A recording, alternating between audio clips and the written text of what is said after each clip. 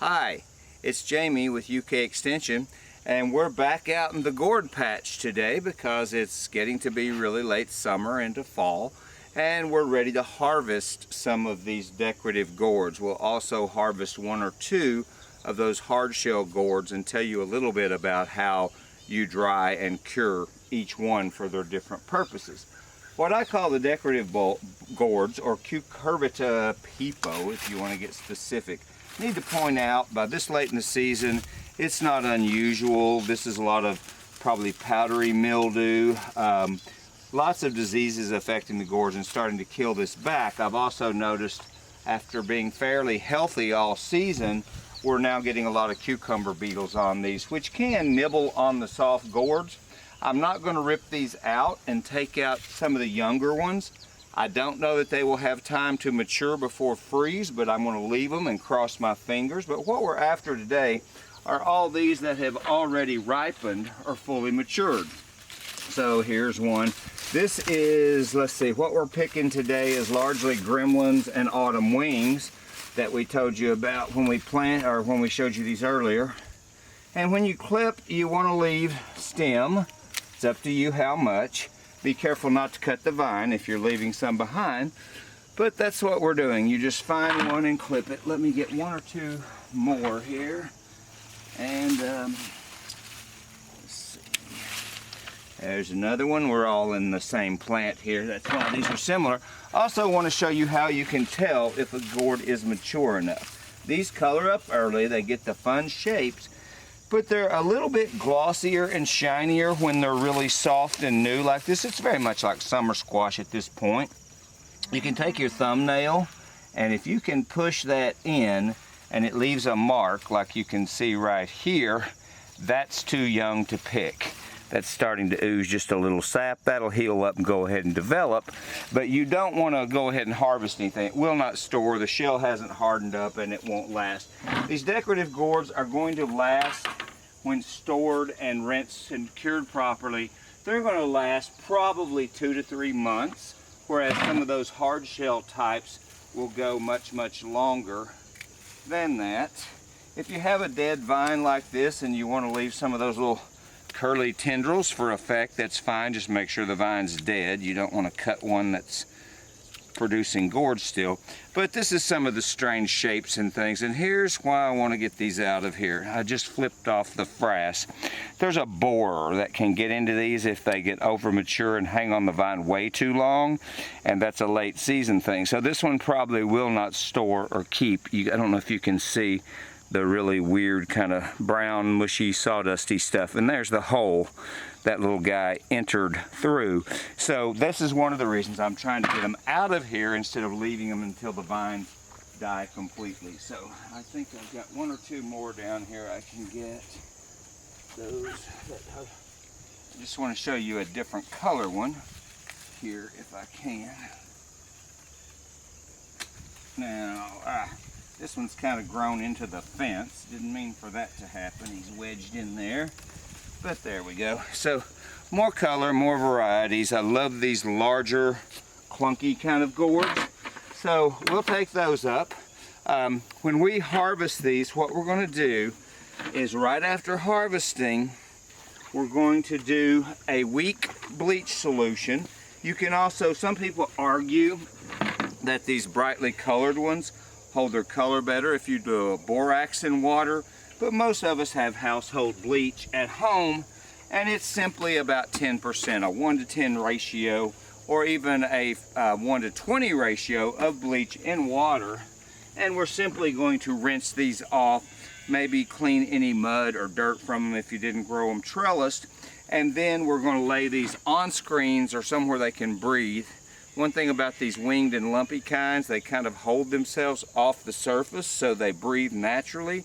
But if these were round or pumpkins or something, we'd want to store them on slats or screens where there's lots of air movement.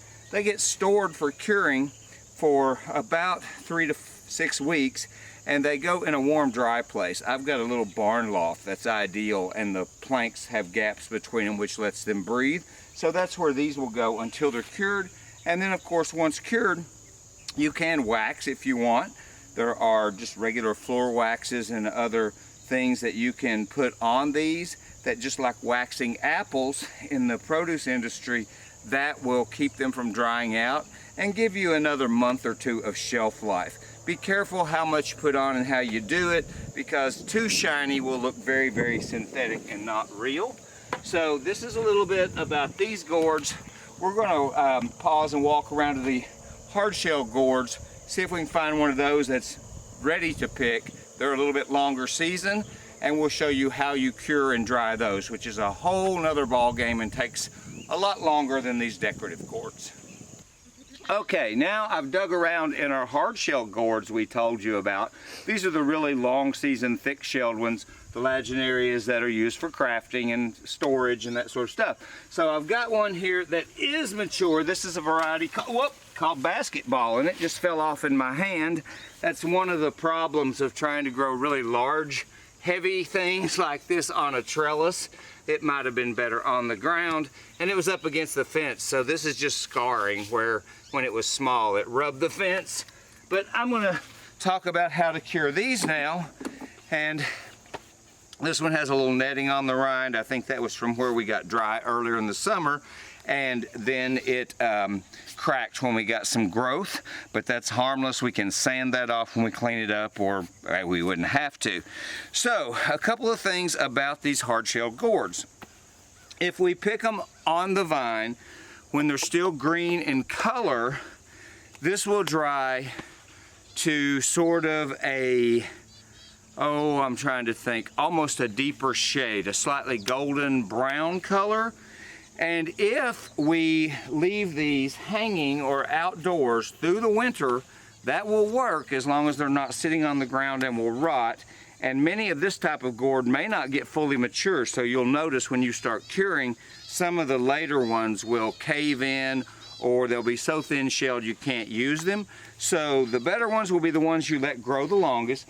And if you want something a different shade, more mottled and blotchy, and a lot of crafters do like that, you leave these hanging all winter and they start to mold.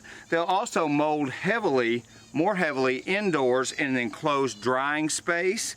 So you get more mold on the rind, more mottling. But if they're air cured outdoors in sunlight and things on pallets or something like that, or if they're small enough to stay on the vine for most of the winter, you can do that. These are much longer curing time. The bigger the variety or gourd, those bushel gourds might take 3 years to dry out. I'm exaggerating. But something like this is likely to take 6 months or so to dry fully. Some of the smaller ones I've got may dry in 2 or 3 months, but it's a long-term project because this dries out slow. This is mostly water, and for that to dry out through this hard shell, it's a slow evaporation process. If you're not using them to make a bowl or some other use that a hole would be a problem, some people will drill a tiny hole in the bottom just to speed up or facilitate the drying time. If you do that, you want to rotate them as they dry so they don't get a flat spot or anything like that. It's not likely if they're mature enough, but you also can get some bleaching on one side versus the other. So I'd check them about once a month, spin them around a little bit, and let them cure for that lengthy time. I hope you're more patient than I am, but that's how you cure. Oh, I also forgot to mention, with these we also do that bleach dip before they go into storage or outdoors. That'll remove some bacteria from the rind and stuff and make it less likely that they will blotch and discolor. If you want those splotchy mottled patterns from the mold patches, store them indoors or just leave them hang out with none of those cleaning and that sort of strips, and you'll get lots of mold. The skin can be a pain. I'm not going to get into how you pick up on the crafting end. There's lots of videos out there for that. But if you cut these, bleach dip, dry them indoors or outdoors on pallets, depending on the color and pattern you want, you actually get more mold, more pattern indoors, and then you can soak in water, scrape the skin off. That's all out there on the crafting side of things. But these are hard shell gourds. We told you about the decorative gourds.